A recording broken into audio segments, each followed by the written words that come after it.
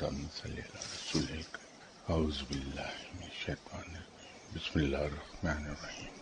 السلام علیکم خواتین و حضرات. ہم زندگی میں اگر کسی چیز سے بہت زیادہ خوفزدہ رہتے ہیں، میرے خیال میں وہ وسائل کے کم ہو جانے کا خدشہ. یہ تبدیلی ہمارے اندر آہستہ آہستہ کریپنگ کر آئی ہے over the past around 35 years. ہم فاقے سے بہت ڈرتے ہیں، بھوک سے بہت ڈرتے ہیں. اس کا ایک ثبوت یہ ہے کہ ہم ایسے کسی بھی ٹھکانے پر چلے جائیں جہاں اللہ کا کوئی نیک بندہ بیٹھا ہے اور وہ خلق خدا کے لیے دعا کر رہا ہے.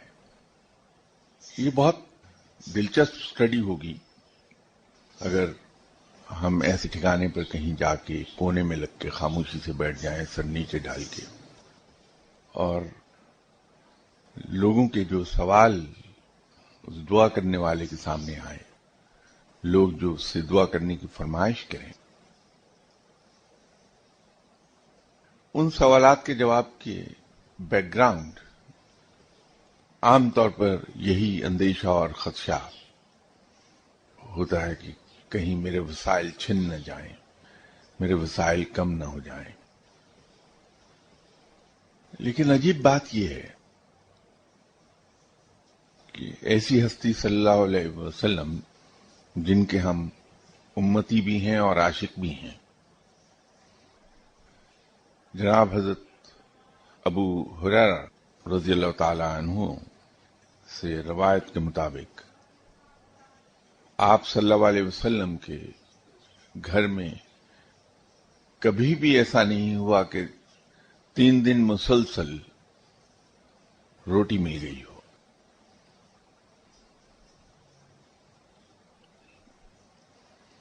اور آپ صلی اللہ علیہ وسلم سے مختلف روایات ہیں. مختلف موقعوں پر آپ صلی اللہ علیہ وسلم نے فرمایا کہ بھوکا پیٹ اللہ کی قربت کا باعث بنتا ہے. مختلف مواقع پر آپ صلی اللہ علیہ وسلم نے جو کچھ بیان فرمایا، اس کا مفہوم یہ ہے، اس کا لب لباب، اس کا جست یہ ہے کہ بھوکا پیٹ اللہ کی معرفت کو پہنچتا ہے. حضرت عیسیٰ علیہ السلام نے بھی یہی بات کہی کہ بھوکا ننگا رہ کے اس سے رب کی معرفت حاصل ہوگی. ایک بڑے ولی اللہ گزرے ہیں، بدقسمتی سے ان کا نام اس وقت میرے ذہن سے نکل گیا. انہوں نے ایک بات یہ فرمائی کہ میں یہ بہتر سمجھتا ہوں کہ رات کو میں ایک نوالا کم کھاؤں بجائے اس کے کہ میں ساری رات نماز پڑھتا رہوں. بی بی عائشہ رضی اللہ تعالی عنہ سے روایت ہے کہ ایک موقع پر آپ صلی اللہ علیہ وسلم نے یہ فرمایا کہ پیٹ کو 1/3 حصے کو بھرو، پیٹ کے 1/3 حصے کو 1/3 اسٹمک اس کو بھرو، اور سیکنڈ 1/3 اس کو پانی سے بھر لو، اور تھرڈ 1/3 اسٹمک جو ہے اس کو خالی رکھو. چند ہفتے پہلے یہاں گفتگو کے دوران ایک چیز سامنے آئی تھی، میں لفظ ایک استعمال ہوا، حرص توام، کہ جو 10 آلائشیں ہیں ان میں ایک آلائش حرص توام بھی ہے. وہ یہ ہے کہ جب انسان کا پیٹ بھرا ہوتا ہے، ایک موقع پر آپ صلی اللہ علیہ وسلم نے یہ بھی فرمایا کہ جو پیٹ بھرا ہوتا ہے اس سے معرفت کا نور نکل جاتا ہے. اسی طرح آپ صلی اللہ علیہ وسلم کی اگر زندگی کو ہم دیکھیں تو وہاں وسائل انتہائی کم دکھائی دیتے ہیں. نہ صرف وسائل بہت کم ہیں بلکہ لوگوں کی طرف سے جو تنگ کیا جانا ہے وہ اتنی ہی فراوانی سے ہے. تو جس چیز سے ہم خوفزدہ ہوتے ہیں وہی چیز آپ صلی اللہ علیہ وسلم کی زندگی میں کثرت سے ہے، اور نہ صرف کثرت سے ہے بلکہ آپ صلی اللہ علیہ وسلم نے اس سے پیار کیا ہے. آپ صلی اللہ علیہ وسلم نے اکثر و بیشتر نماز کے بعد یہ دعا فرمائی ہے کہ یا اللہ مجھے قیامت کے روز مساکین کے ساتھ اٹھانا. مزہ یہ ہے کہ ہم بھوک سے بھی ڈرتے ہیں، ہم وسائل کی کمی سے بھی ڈرتے ہیں، اور خواہش بھی یہ کرتے ہیں کہ ہمیں وی آئی پی ٹریٹمنٹ ملے ہر جگہ. مسکین نہیں بننا چاہتے، اور اس کے باوجود کم از کم میرا دعویٰ ہے یہ تمام کام کرنے کے بعد کہ میں آپ صلی اللہ علیہ وسلم سے پیار بہت کرتا ہوں. انسان جس سے پیار کرتا ہے اس شخص کو رول ماڈل بنا لیتا ہے. انسان جس شخص سے پیار کرتا ہے اپنی عادات کو اس کی عادات کے مطابق ڈھال لیتا ہے. انسان جس سے پیار کرتا ہے اس کی چھوٹی سی چھوٹی کہی ہوئی بات کو پورا کر کے خوشی محسوس کرتا ہے. لیکن میں ہر اس چیز کے خلاف کرتا ہوں جو آپ صلی اللہ علیہ وسلم کو پیاری رہی. میں زندگی قارون کی اور فرعون کی چاہتا ہوں، لیکن عشق کرتا ہوں آپ صلی اللہ علیہ وسلم سے.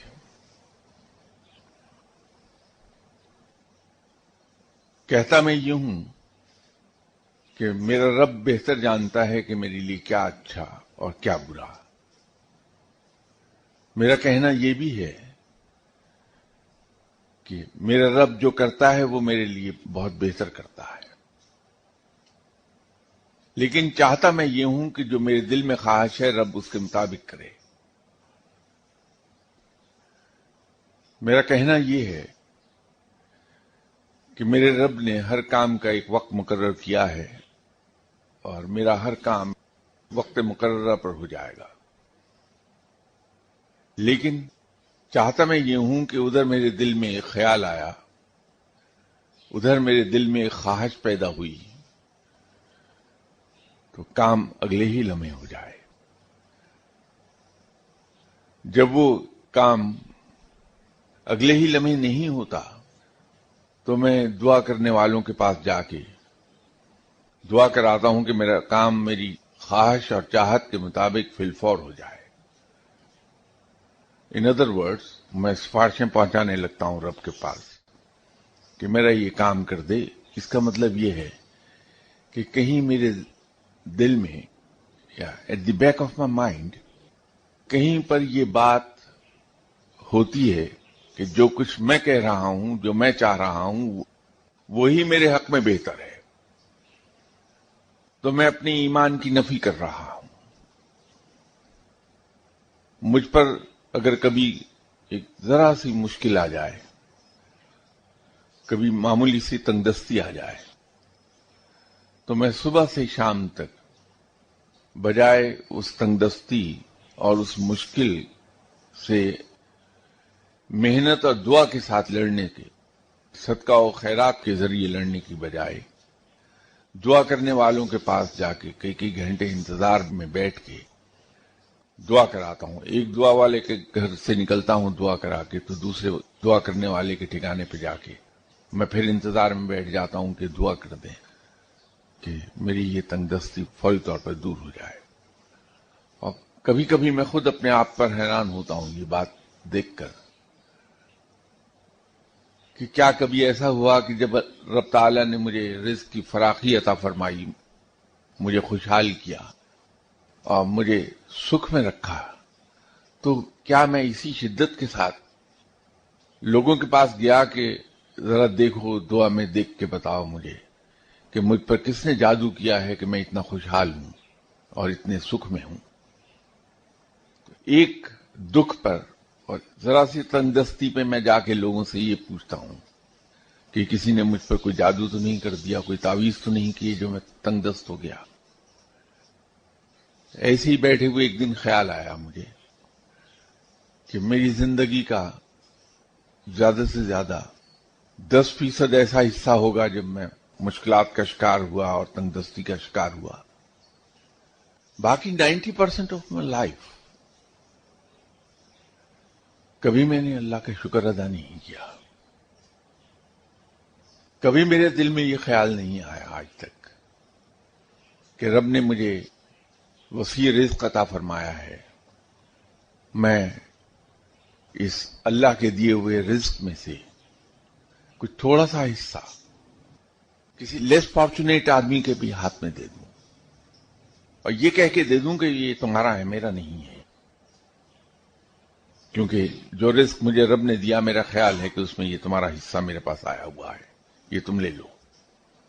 اور اگر وہ شکریہ ادا کرنے لگے تو میں بڑے حوصلے سے یہ کہہ سکوں اور خلوص دل سے یہ کہہ سکوں کہ بھائی میرا شکریہ ادا نہ کرو، یہ میرا مال نہیں ہے، یہ میرے اور تمہارے رب کا مال ہے، اس پر تمہارا بھی اتنا ہی حق ہے جتنا میرا.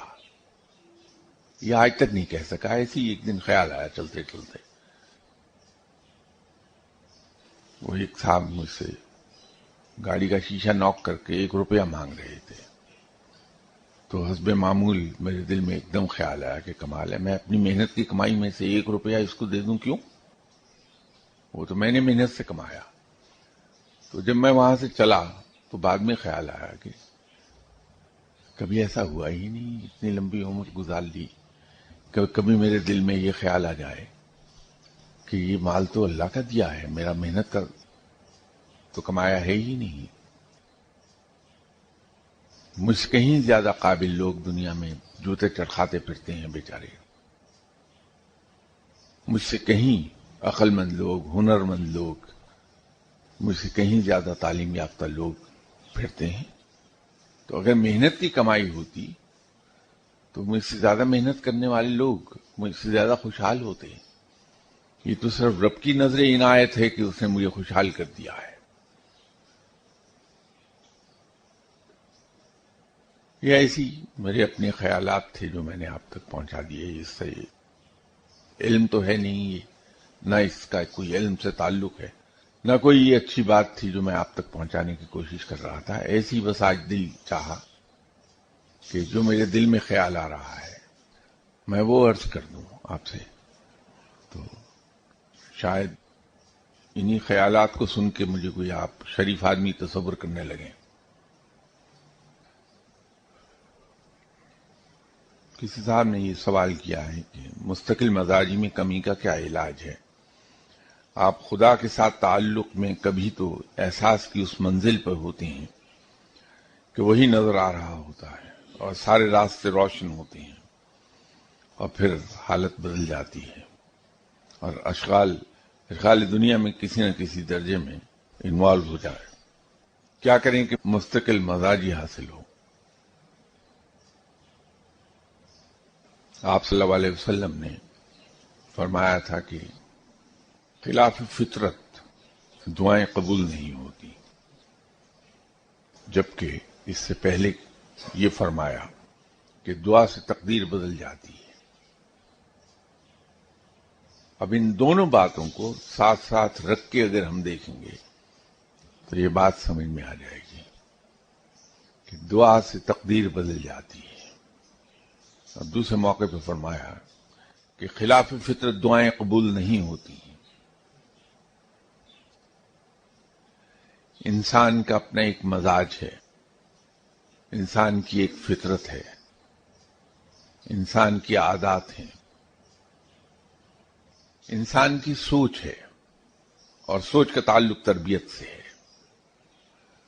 سوچ کا تعلق تعلیم سے نہیں ہے بلکہ سوچ کا تعلق تربیت سے ہے. انسان کا مزاج بدلتا ہے اس کی سوچ کے ساتھ ساتھ. ابھی کچھ دیر پہلے میں بھوک کے سلسلے میں آپ سے عرض کر رہا تھا کہ اگر انسان کا پیٹ بھرا ہو تو اس سے معرفت کا نور نکل جاتا ہے. جب کبھی کسی وجہ سے ہماری سوچ میں تبدیلی آئے گی، کیونکہ بھرا پیٹ گناہوں کی طرف راغب کرتا ہے انسان کو.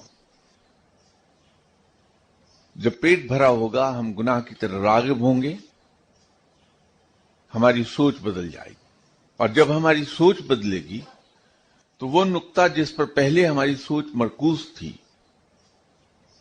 رب، سوچ ہٹ کے گناہوں پر گئی، ہماری توجہ بٹ گئی رب کی طرف، ہمارا رجوع کم ہو جائے گا. اور جب رجوع کم ہوگا تو ہماری عبادات میں خلل ہوگا اس سوچ کے ذریعے کہ عبادت تو ہم رب کی کر رہے ہوں گے، لیکن ذہن ہمارا کچھ اور سوچ رہا ہوگا. نتیجہ یہ ہوگا کہ وہ ذکر زبان کی نوک پر ہوگا، دل میں نہیں ہوگا.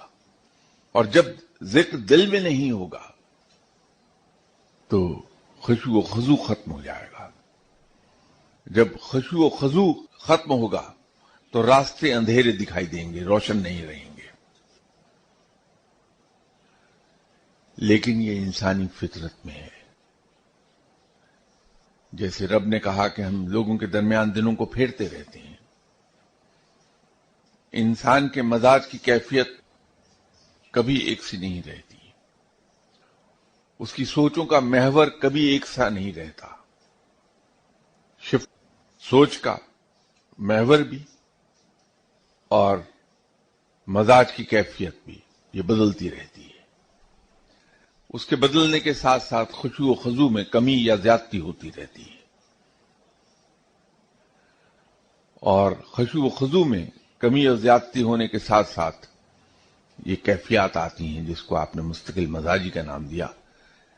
مستقل مزاجی، کنسسٹنسی ایک بالکل مختلف چیز ہے. ہم خشوع و خضوع نہ ہونے کے باوجود اگر عبادت کرتے رہتے ہیں پہلے کی روٹین کے مطابق تو وہ مستقل مزاجی ہے. اگر عبادت کی تعداد میں، مقدار میں فرق آ جائے، کبھی زیادہ کبھی کم، کبھی عبادت کر لی کبھی چھوڑ دی، یہ غیر مستقل مزاجی ہو جائے گی. لیکن اگر عبادات جاری رہیں، خشوع و خضوع میں کمی اور زیادتی ہوتی رہی تو وہ مستقل مزاجی ہے. سیلف کانفیڈنس اور مستقل مزاجی، ان دونوں کے لیے تیر بہدف نسخہ یہ ہے کہ سورہ بقرہ کے پہلے 5 رکوع کثرت سے پڑھ لیے جائیں. جتنی کثرت سے کوئی شخص اسے پڑھے گا، مستقل مزاجی اور سیلف کانفیڈنس اس کا اتنا ہی بڑھتا چلا جائے گا. اس کی تہہ میں جو چیز تھی وہ آخر پر میں نے عرض کر دی کہ کیونکہ ہوتا یہ ہے کہ میں دعا کرنے والے کے پاس جب جاتا ہوں تو عام طور پر میں نے کچھ چیزیں رٹی ہوئی ہیں جو میں ان سے گفتگو کرتا ہوں. میں ہمیشہ ان سے جا کے یہ کہا کرتا ہوں کہ صاحب 1857 کی جو جنگ آزادی لڑی تھی مسلمانوں نے، اس میں میرے پردادا نے رول پلے کیا تھا. اور وہاں سے پردادا سے ہسٹری شروع کرتا 45 منٹ کے بعد اپنی ذات تک آن پہنچتا ہوں میں، اور پھر اپنی ذات کے بارے میں ان سب بتاتا ہوں. صاحب بڑی تنگی ہے، رزق نہیں ملتا، یوں نہیں ہوتا، یہ پرابلم ہے، یہاں اپلائی کر رہا ہوں، ذرا دعا کر دیجئے کہ مجھے نوکری مل جائے. تو جب وہ کوئی صاحب دعا بیچارے دعا کر دیتے ہیں تو فوراً میں کہتا ہوں کہ اچھا یہ بتائیے کہ میں اگر انگلینڈ کا ویزا اپلائی کروں تو ویزا مل جائے گا؟ اور اکثر بیشتر میں نے دیکھا دعا کرنے والے سر پیٹنے لگتے ہیں کہ اللہ کے نیک بندے، تم نے 1 گھنٹہ لے لیا ہے، تمہارا اصل مدعا یہی تھا کہ یہ مجھے کہہ دو کہ دعا کر دیجئے کہ مجھے UK کا ویزا مل جائے. تو اسی طرح سوالات کی تہہ میں ہمارے عام طور پر ایک ہی مقصد ہوتا ہے کہ وظیفہ بتا دیں اب آپ. تو اس کی تہہ میں جو کچھ ہے وہ یہی ہے کہ صاحب سورہ بقرہ کے پہلے 5 رکوع اکثیر ہیں اس معاملے میں. ایک تو سیلف کانفیڈنس بہت ڈیولپ ہوتا ہے اس سے، اور دوسرا مستقل مزاجی آتی ہے.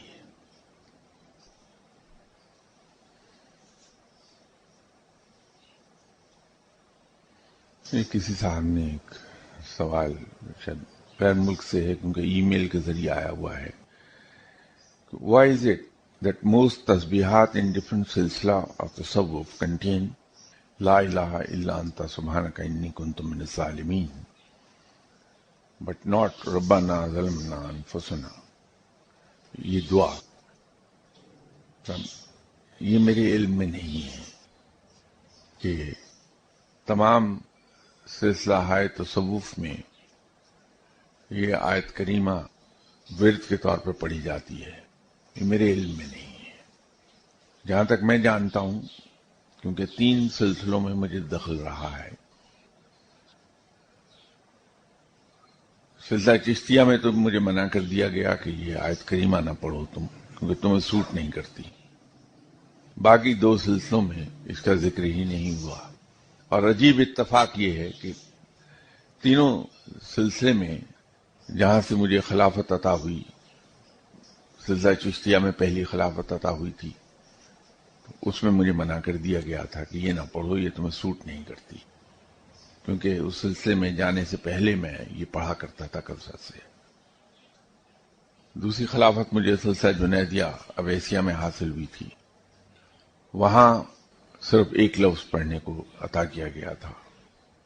سلسلہ چشتیہ میں ایک حرف عطا ہوا تھا، وہاں ایک لفظ عطا ہو گیا. تیسری خلافت سلسلہ قادریہ میں ملی تھی مجھے، وہاں بھی ایک لفظ پڑھنے کو دیا گیا تھا اور اس وقت سے وہی ایک لفظ پڑھتا چلا آ رہا ہوں جو حرف آج سے تقریباً 34 سال پہلے دیا گیا تھا. سلسلہ چشتیہ میں وہ حرف آج بھی اسی طرح پڑھے چلا جا رہا ہوں. ایک لفظ جو آج سے 28 سال پہلے سلسلہ جنیدیہ میں عطا ہوا تھا وہ آج بھی اسی طرح پڑھا جا رہا ہے، وہ لفظ اسی طرح ہے. تو میرے علم میں نہیں ہے کہ کسی سلسلے میں آیت کریمہ پڑھنے کو دی جاتی رہی ہو. دوسری دعا ہے، اصل میں ہے تو آیت کریمہ بھی دعا حضرت یونس علیہ السلام نے پڑھی تھی مچھلی کے پیٹ میں. میرے علم کی حد تک نہیں.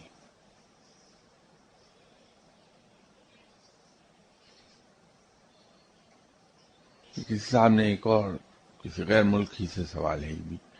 Due to the importance of zikr in the light of Quran, kindly mention some natural zikr which does not clash with the controlling word of one's ruh, which anybody can recite throughout the day.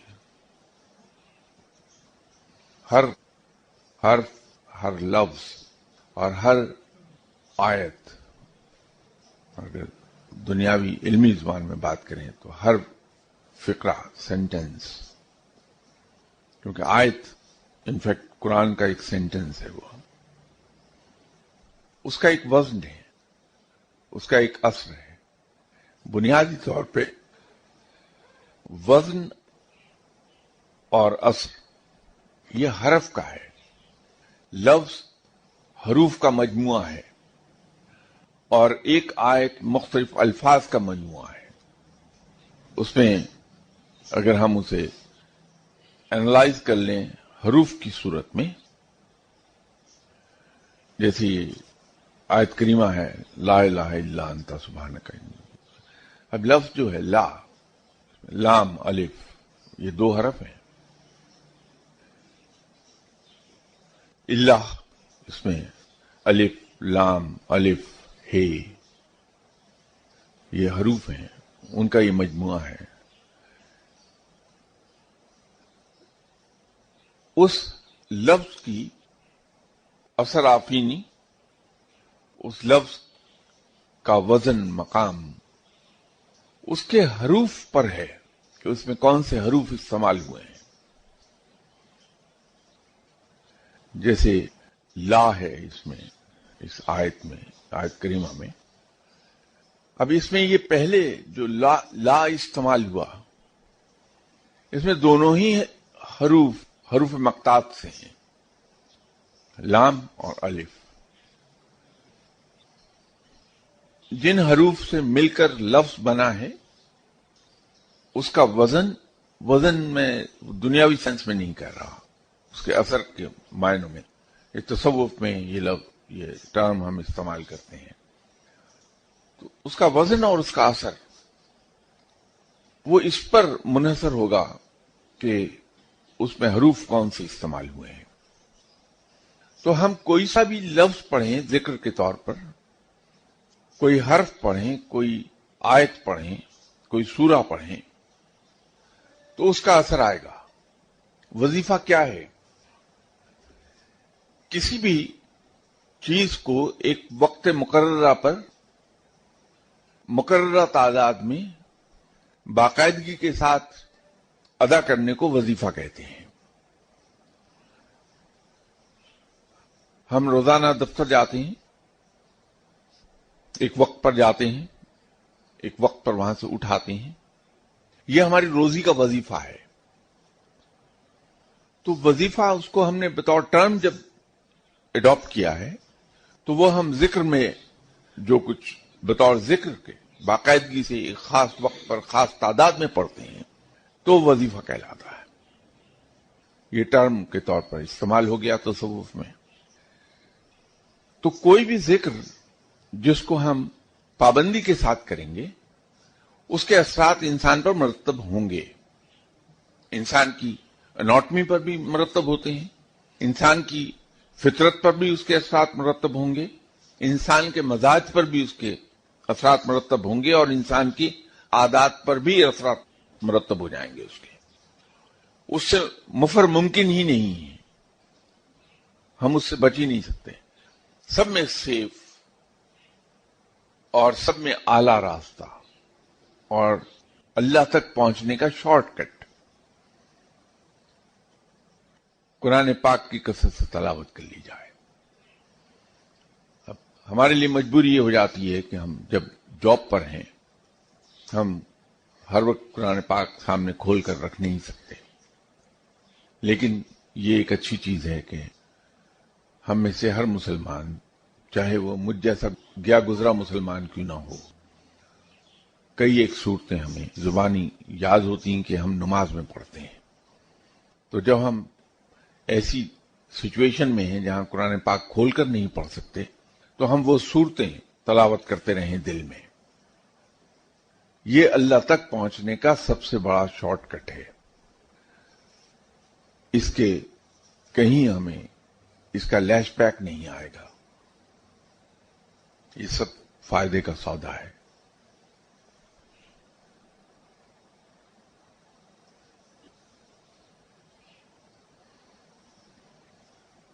ایک اور سوال ای میل کے ذریعے سے آیا ہوا ہے. ان سورہ کہف حضرت Zulqarnain journeys are mentioned. I'm pondering on these ayat for over 15 years. It appears those were interplanetary journeys and Yajuj Majuj are on some other planet but will land on planet Earth near the end time. Will appreciate your comments on this theory. صاحب یہ جہاں تک میں سمجھ پایا ہوں وہ journeys اسی پلانٹ ارتھ ہی پر تھے، یہ انٹر پلانٹ جرنیز نہیں تھے. یاجوج ماجوج کا وجود بھی اسی پلانٹ پر ہے.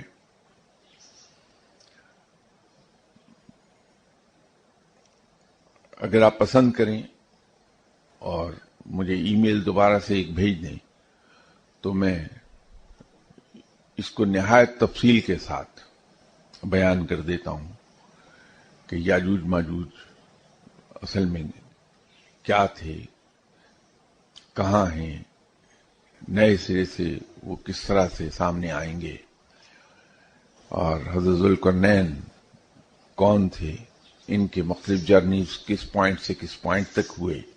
یہ سب میں نہایت تفصیل سے بتا دوں گا، لیکن اس میں 2 سنڈیز گزر جائیں گے اس کی تفصیل کرتے کرتے. اگر جنہوں نے یہ سوال کیا ہے وہ یہ چاہتے ہیں کہ اس کو میں بیان کر دوں تو مجھے ای میل بھیج دیجئے، میں ان کے خواہش کے احترام میں انشاءاللہ ضرور جو کچھ جانتا ہوں میں بیان کر دوں گا.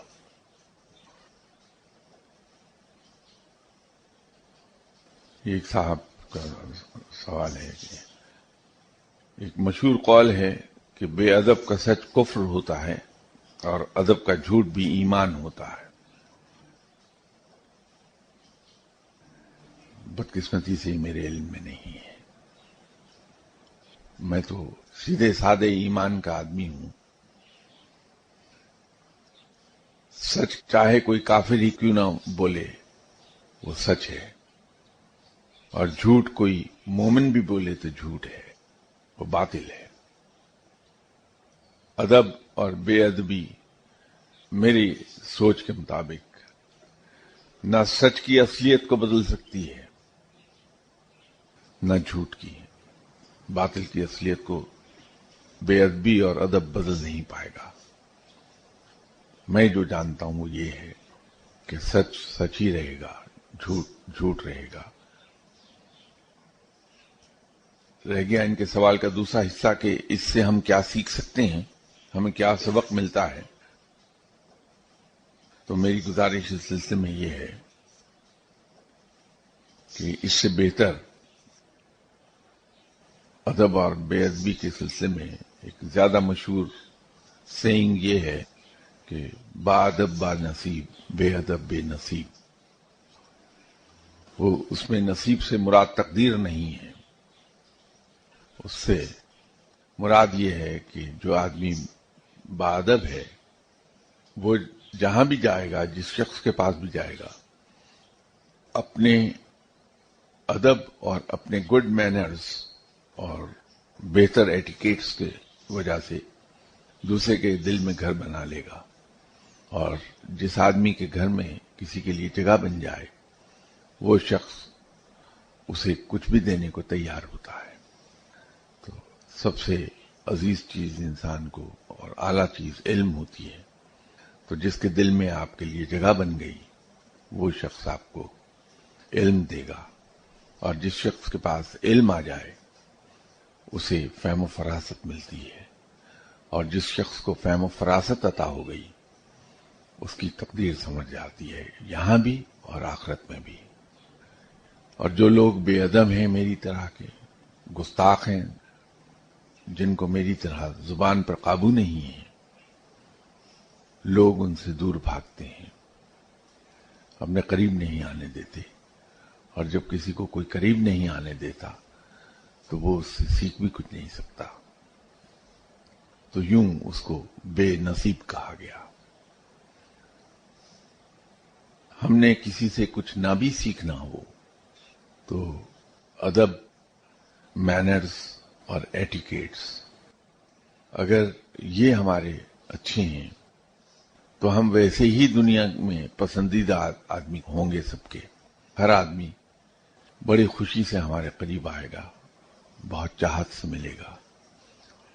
میں 2 روز پہلے کسی معاملے میں اپنے بیٹے سے بات کر رہا تھا تو میں نے اس سے ایک عرض کی کہ روحانیت اور دوسرے علوم تو میں نہیں سیکھ سکا، لیکن جادو کا ایک لفظ میں نے ضرور سیکھا زندگی میں. اور اگر میں خود نہیں سیکھ پایا تو کم سے کم جادو کے اس لفظ سے واقفیت ہو گئی. اور وہ جادو کا لفظ ایسا ہے کہ کھل جا سمسم کا نیم البدل ہے. جیسے ایک شخص کو جادو کا یہ لفظ مل گیا تھا، کھل جا سمسم، تو اس کے لیے دروازے کھل جاتے تھے. اسی طرح جادو کا ایک لفظ میرے علم میں بھی آ گیا کہ وہ کھل جا سمسم کا نیم البدل ہے. وہ ہے سر. کہ جب ہم کسی کو سر کہہ کے پکارتے ہیں تو وہ خواہ خواہ میں ایسی شخصیت متوجہ ہو جاتا ہے جس نے اسے سر کہا. اور مجھ جیسا کمظرف انسان تو بالکل ہی کھڑا ہو جائے گا اور سب کام چھوڑ کر اس سر کہنے والے سے کہے گا کہ ہاں فرمائیے، اور کام نہیں کرنا تو بھی کر دے گا. ہمارے کچھ کولیگز جو بڑی تیزی سے آگے بڑھے وہ کمال کرتے تھے. یہ بیٹے کو میں بتا رہا تھا یہ اپنے مشاہدہ کہ وہ سینٹنس کے شروع میں بھی سر لگاتے تھے اور اینڈ پر بھی سر لگا دیتے تھے. ان کولیگز کو میں نے کبھی اپنے سینئرز کے سامنے یہ کہتے نہیں دیکھا کہ رائٹ سر، ٹھیک ہے. ان سے اگر کہا کہ بھائی آپ وہاں فلاں جگہ چلے جائیے، یہ کام کر لیں، سر. بھائی بیٹھ جاؤ، سر. کان پکڑ لو، سر. وہ جواب میں کہتے ہی سر تھے، بڑی تیزی سے ترقی کر گئے. تو یہ جو جادو کا لفظ میں عرض کر رہا ہوں آپ سے، یہ بھی ادب ہے کہ آپ دوسرے کو عزت دیتے ہیں. اس سے بہت سے دروازے کھل جاتے ہیں. تو یہ ادب بہرحال کمال کی چیز ہے. دعا کیجئے کہ میں بھی چلیے اس آخر عمر میں ہی صحیح لیکن باادب ہو جاؤں.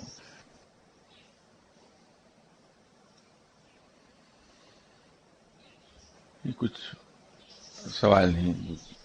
قربانی دینے والے شخص کے لیے ذی الحج کا چاند دیکھنے کے بعد ناخن اور بال نہ کٹوانے میں کیا حکمت ہے؟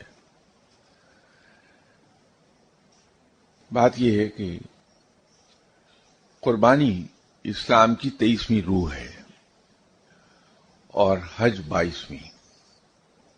اسلام میں علماء نے روح اسلام کے نام سے مختلف اس کی اہمیت کو اجاگر کرنے کے لیے اور لوگوں کو ادھر راغب کرنے کے لیے اس کو اس طرح بھی بیان کیا ہے. تو اسلام میں قربانی کو 23ویں روح کہا جاتا ہے، علماء نے کہا ہے، اور حج کو 22ویں. حج میں ہم جب احرام باندھ لیتے ہیں تو پھر ہم نہ چہرے پر کپڑا لگاتے ہیں، نہ بال توڑتے ہیں، اور نہ ہی کہیں پر کوئی زخم وغیرہ ہم لگاتے ہیں. اور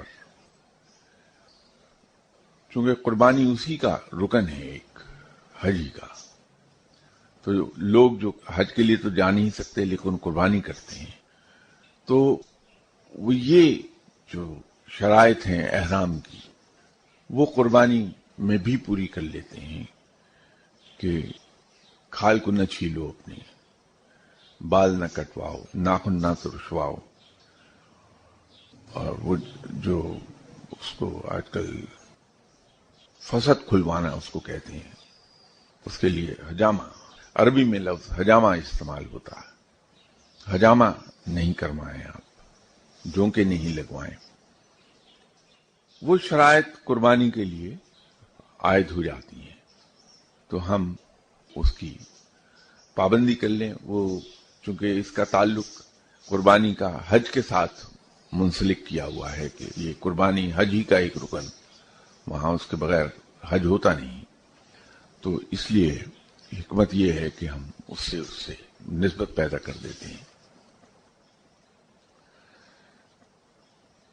کیا نماز عید سے پہلے قربانی کی جا سکتی ہے؟ نہیں.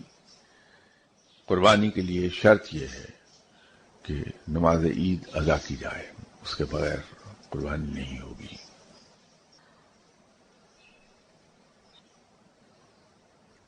انہی صاحب نے ایک اور سوال پوچھا ہے کہ کیا کسی شخص کی تاریخ پیدائش کے اعداد اور نام کے اعداد کی مطابقت اس شخص کے لیے خوش قسمتی کا باعث ہوتی ہے اور نام تبدیل کرنے سے انسان کی قسمت پر اثر پڑتا ہے؟ بحیثیت مسلمان میرا ایمان یہ ہے کہ میری تمام کی تمام باغ ڈور میرے رب کے ہاتھ میں ہے، اور رب کا فرمان یہ ہے کہ میں مقدور بھر کوشش کروں. یہ دنیا عالم الاسباب ہے، کاز اینڈ ایفیکٹ کی دنیا ہے. یہاں کامیابی کوششوں سے مشروط ہے. اپنی کوشش کے ساتھ ساتھ رب سے مدد کی درخواست دعا کے ذریعے ضرور کی جائے، کامیابی کی درخواست رب سے ضرور کی جائے. باقی کون سے ایام سعد ہیں اور کون سے نحس، وہ مسلمان کا ایمان نہیں ہے. مسلمان کے ایمان کے مطابق تو سب ایام اور سب گھڑیاں رب کی بنائی ہوئی ہیں. کامیابی اور ناکامی دینا رب کے اختیار میں ہے. تو نہ تو کوئی 7 گھڑی میرا کچھ سنوار سکتی ہے، نہ کوئی نیز گھڑی میرا کچھ بگاڑ سکتی ہے اگر میرا رب نہ چاہے. اسی طرح نیومرولوجی یا علم الاعداد بطور علم تو ہے، وہ جیسے جیوگرافی ہے، ہسٹری ہے، میتھمیٹکس ہے، ارتھمیٹک ہے، الجبرا ہے، سو آن سو فورتھ. اس کو تو میں مانتا ہوں کہ یہ علم ہے، نیومرولوجی، علم الاعداد، لیکن اس پہ ایمان نہیں ہے میرا کہ یہ کچھ میرا سنوار سکتا ہے یا میرا کچھ بگاڑ سکتا ہے. ناموں کی جہاں تک بات ہے، آپ صلی اللہ علیہ وسلم نے فرمایا کہ اپنے بچوں کے نام اچھے معنوں والے رکھو. اس کے اثرات مرتب ہوتے ہیں پرسنالٹی پر، یقیناً ہوتے ہیں، لیکن یہ کہ وہ قسمت بدل دے یا کامیابی اور ناکامی کا باعث بن جائے، یہ بطور مسلمان ہمارا ایمان نہیں ہے. کامیابی اور ناکامی سب من جانب اللہ ہے. رب سے دونوں ہی چیزیں ملتی ہیں، اس میں شک نہیں کہ کامیابی اور ناکامی وہیں سے ہے، لیکن رب سے ہمیشہ اچھا گمان رکھا جانا چاہیے کہ خود رب کا فرمان ہے کہ مجھ سے اچھے گمان رکھو، میں اچھا ہی کروں گا. تو رب سے اچھے گمان رکھیے. ان کو بطور علوم تو اسٹڈی کر لیجئے، بطور علوم تو دیکھ لیجئے، انہیں ایمان نہ رکھیے گا اس پر. یہ مسلمان کے لیے منع ہے.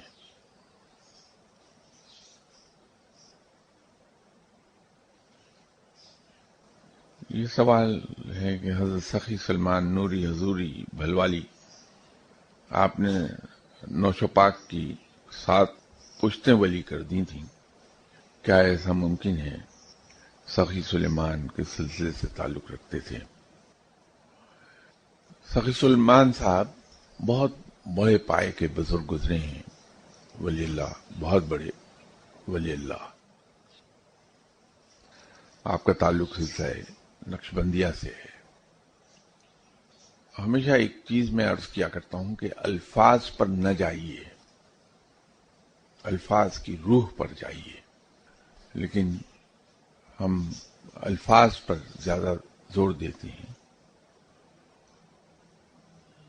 جب ہم کسی شخص کو اتنا علم عطا کر دیتے ہیں کہ وہ علم سے سپل اوور ہونے لگتا ہے، علم اس کی ذات سے باہر چھلکنے لگتا ہے، تو اگر کوئی ولی یہ کہہ دے کہ میں نے اس کو اتنا علم دے دیا ہے کہ اس کی آنے والی 7 پشتیں ولی ہو جائیں، تو وہ استعارہ ہے کہ وہ اتنا علم ہے کہ وہ ختم نہیں ہوگا اور وہ اپنی آگے نسلوں کو دیتا رہے گا، جینیٹکلی ٹرانسفر ہوتا رہے گا. تو استعارے کے طور پر یہ ہے کہ میں تو اس کو اتنا دے دیا، جیسے کہا جاتا ہے کہ اس شخص کو اللہ نے اتنا رزق دیا کہ اس کی 7 پشتیں سنور گئی ہیں. وہ استعارہ ہے. عام طور پر ہوتا یہ ہے کہ ایسے شخص کی اگلی ہی نسل اجاڑ دیتی سب کچھ. تو استعارے کے طور پر یہ کہنا میں نے تو اس کی اگلی 7 پشتیں تک ولی بنا دی، وہ استعارہ ہے.